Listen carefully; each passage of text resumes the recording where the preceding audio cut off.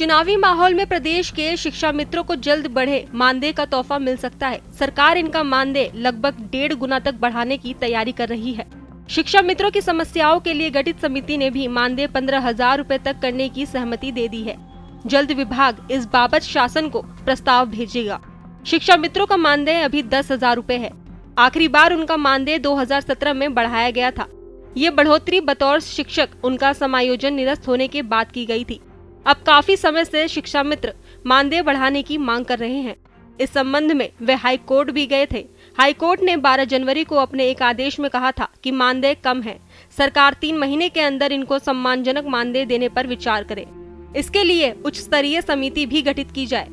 Court के आदेश से पहले 13 दिसंबर को ही सरकार शिक्षा मित्रों की समस्याओं को लेकर बेसिक शिक्षा निर्देशक की अध्यक्षता में समिति गठित कर चुकी थी।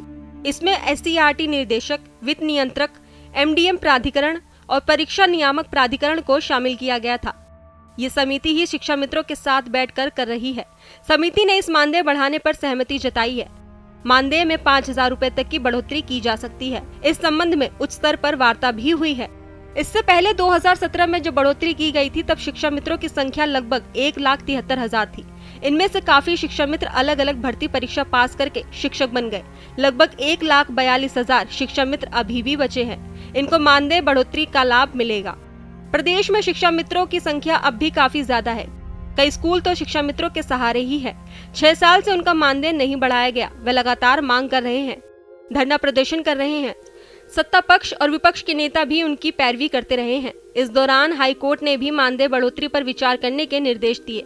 इस तरह सरकार पर लगातार दबाव पहले से बन रहा है। इस बीच लोकसभा चुनाव से पहले राजनीतिक दबाव भी है। ऐसे में मानदेय बढ़ोतरी से दबाव को कम किया जा सकेगा, साथ ही श्रेय भी हासिल हो सकता है। यही वजह है कि हाल ही में कमेटी की लगातार कई बैठकें कर मानदेय बढ़ाने पर सहमति बनी। मैं डॉक्टर अरविंद सिंह, वरिष्ठ पत्रकार, शार्प रिपोर्टर मैगजीन का संपादक। प्राथमिक शिक्षा में अगर देखा जाए तो जो शिक्षा मित्र हैं वह प्राथमिक शिक्षा की एक तरह से ऋण हैं और पूरी शिक्षा व्यवस्था जो उत्तर प्रदेश की है वो प्राथमिक शिक्षकों के ऊपर, खास तौर पे जो शिक्षा मित्र हैं उनके ऊपर डिपेंड है। और ये जो शिक्षा मित्र होते हैं ये खास तौर पे बहुउद्देशीय काम भी करते हैं, हालांकि प्राथमिक शिक्षक भी करते हैं, लेकिन जो शिक्षा मित्र हैं वो मतलब कई उद्देश्यों में काम करते हैं सरकार के, चाहे वो चुनाव की ड्यूटी हो, चाहे पोलियो पिलाना हो, या अलग अलग तरीके से सरकार उनका प्रयोग करती है। लेकिन जो उनका वेतन था जिसको लेकर शिक्षा मित्रों के बीच में मतलब एक आक्रोश भी था काफ़ी दिनों से कि उनके वेतन की वृद्धि नहीं हो रही है। 10,000 रुपया वास्तव में आज के इस महंगाई के युग में 10,000 रुपये में किसी की भी जो सम्मानजनक जीवन है वो नहीं जी सकता है। तो इसकी मांग बहुत दिनों से चल रही थी। फिर ये हाई कोर्ट भी गए और हाई कोर्ट में जनवरी में एक आदेश भी हुआ सरकार को, मतलब ये आदेश भी हुआ कि इनके जो वेतन है उसका उनको बढ़ाया जाए। और करीब 1,42,000 के आसपास उत्तर प्रदेश में शिक्षा मित्र हैं जिनके वेतन को लेकर सरकार को हाई कोर्ट ने मतलब ये चेताया था कि इसकी जो वेतन है उसको बढ़ाया जाए। उसके लिए एक कमेटी भी बनाने का उन्होंने निर्देश दिया था। तो अब ये लग रहा है कि सरकार इनका जो वेतन है वो लगभग 1.5 गुना यानी 15,000 के आसपास कर सकती है। अगर ऐसा होता है तो ये मतलब शिक्षा मित्रों की जो जीवन स्तर है उसमें काफ़ी सुधार होगा और एक सम्मानजनक जो जीवन शैली है उनकी हो सकती है और उनकी कार्य क्षमता, उनकी दक्षता में भी वृद्धि होगी।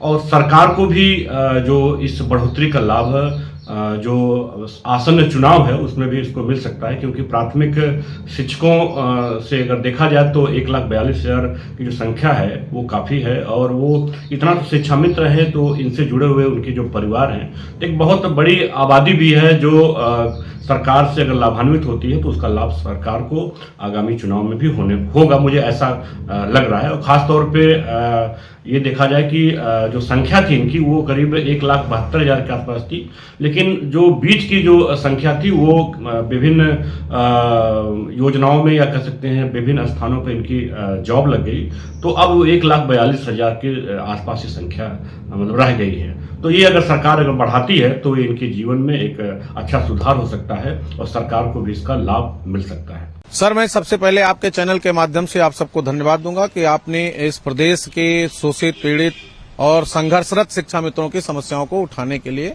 मुझे आमंत्रित किया। आप सबको बहुत बहुत धन्यवाद। ये हमारी एक लंबी लड़ाई चल रही है और ये 26 मई 1999 में शासनादेश हुआ शिक्षा मित्र प्राथमिक विद्यालय की बिगड़ी हुई व्यवस्था को सुधार करके अपना जीवन दे करके सुधारा और फिर तब से हम लोग संघर्षरत हुए। फिर धीरे धीरे समस्याओं का समाधान और एक समय ऐसा आया कि 2014 में हमारा जो है पहले हमारा प्रशिक्षण शुरू हो गया 2011 में, वो प्रशिक्षित होकर के हम 2011 में सहायक अध्यापक के रूप में 2014 में अगस्त में समायोजित होना शुरू हो गया और हम 2015 में 20 मई को हमारा इस प्रदेश का 1,37,000 शिक्षा मित्र सहायक अध्यापक बन गया और सहायक अध्यापक बनने के बाद उसको पूरी फैसिलिटी मिल रही थी और 29,800 से शुरू होकर के और हम लोग 52,000 तक का वेतनमान हमको मिला।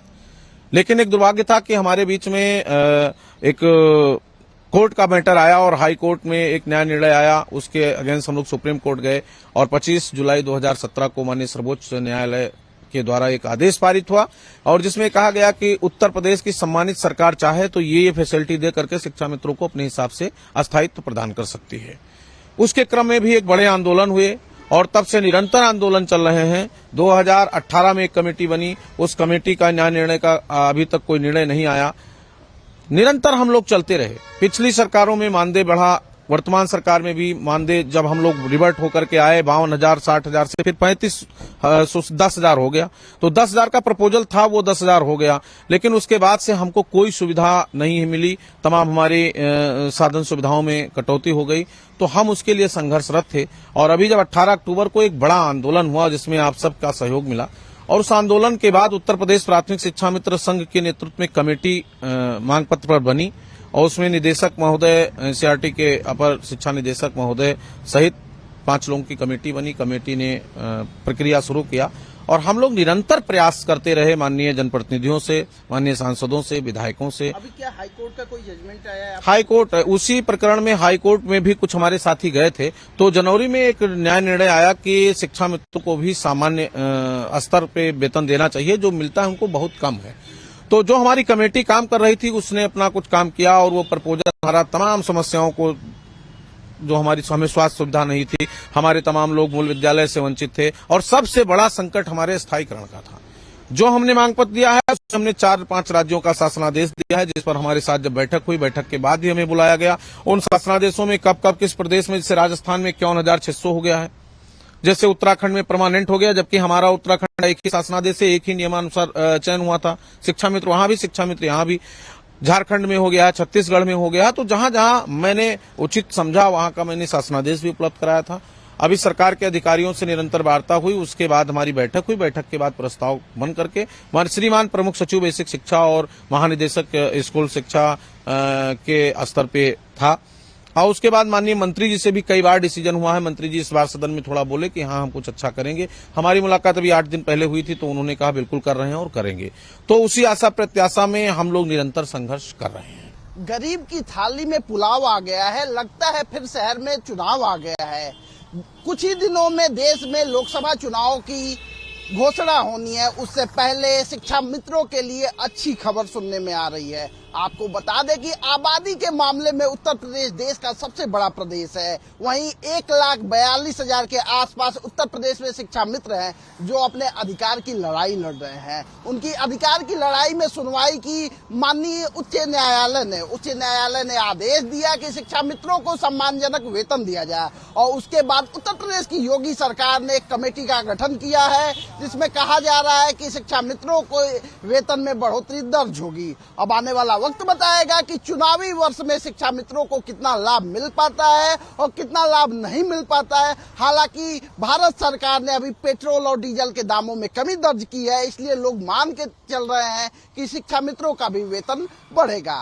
कैमरा पर्सन शैलेंद्र पाठक के साथ दिव्येंदु राय, भारत एक्सप्रेस, लखनऊ।